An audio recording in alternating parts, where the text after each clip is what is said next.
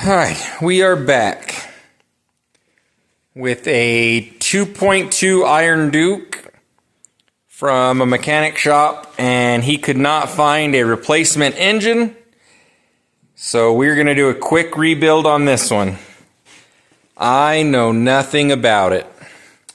I don't know the year. I'm assuming it's out of an S10. I can turn it over by hand. Other than that, let's tear it apart. See how it goes. So, should be a quick and easy rebuild. I'll see if I can get it back to him in a few weeks. It's the next day. I got everything cleaned up. It's first initial cleaning, so oil pan's nice and clean. That still needs some cleaning.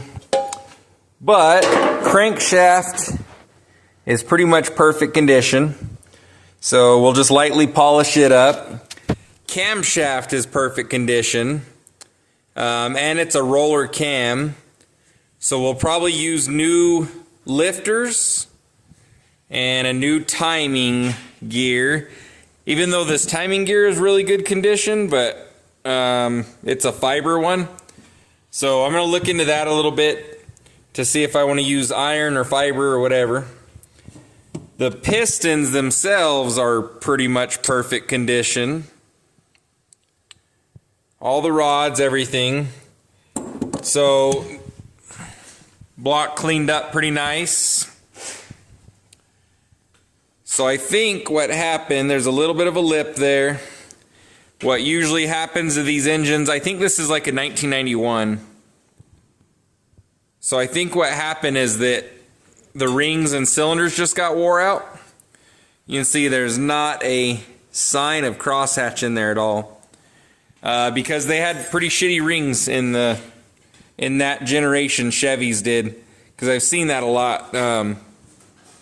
So got to figure out what size. I'm going to bore it, hone it, new pistons, new rings, polish, probably keep the camshaft.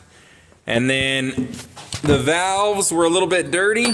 This engine's actually absurdly good shape. They look like they were sealing, but it was time for a valve job, so we'll go through and clean up the cylinder head. They weren't sunken or anything, so we'll just cut the seats. Valve guides seem good. I'm not sure on these, but they'll get some new valve stem seals, but I'm not sure if they're... I think these are already the updated positive valve stem seals. Springs were all good. Those are all good shape. We'll reuse that stuff. What else? Everything came nice and clean. New oil pump. I gotta see if you can do a high volume, and I think you can on these. I'm not sure. So some high volume things will tear up this camshaft gear, but I think these cast iron ones are fine. I think it has something to do with the steel gears that they tear up. Yeah, no wear on that guy. That's looking good. So new oil pump.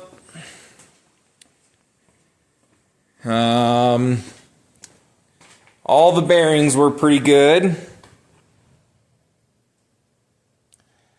So for how many ever miles was on this, I'm not sure, because I think that's a GM bearing.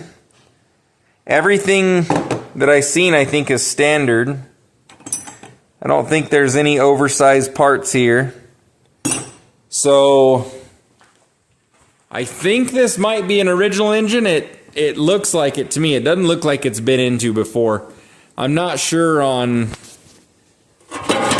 oil pan if they use silicone and if they use that much silicone to begin with, but I wouldn't put it past them. And that could have been gotten into before from an oil leak. Obviously this engine was pretty dirty, but Other than that, it looked like a stock engine to me. Cam bearings were really good shape. We'll change them out. I think that was about it. So I still have to tear this engine down further. I just wanted to clean it up and not have to handle it anymore. I put it in the vat overnight, so can't quite tell, but I think there's a little bit of wear in there. You can't feel it. So I'm going to make this part 1 because I'm not going to get super far with this, but yeah, pretty happy with that. This engine is amazing shape, so this will be a nice, easy rebuild. Oh, that's the other thing I was going to point out. Know that the factory stakes their galley plugs like that, but possible. We got to remove these to make sure that's nice and clean inside there. Other than that, yeah, I mean, this S10 is, yeah, old, worn out S10, and engine looks to be in fantastic shape, even though it was leaking and dirty and neglected, and yeah. So like and subscribe, follow along. We will I'll get this out actually much quicker than I thought I was going to. Depends on parts, but I'll bet you the parts shouldn't be too hard to find. We'll probably upgrade to like a plasma moly ring on the first groove and see what we end up putting in the second groove. Usually, I'm not sure why, usually you put just a regular ring in the second groove and you only use the moly and the chrome rings on the top. I don't know if it's a money saving thing or what, but yeah, nice and easy, easy rebuild. So anyways, thanks for watching. I'll make a part 2 of this. We'll get this thing machined, ready to assemble here pretty quick, and move on with life. So we'll see you on the next video.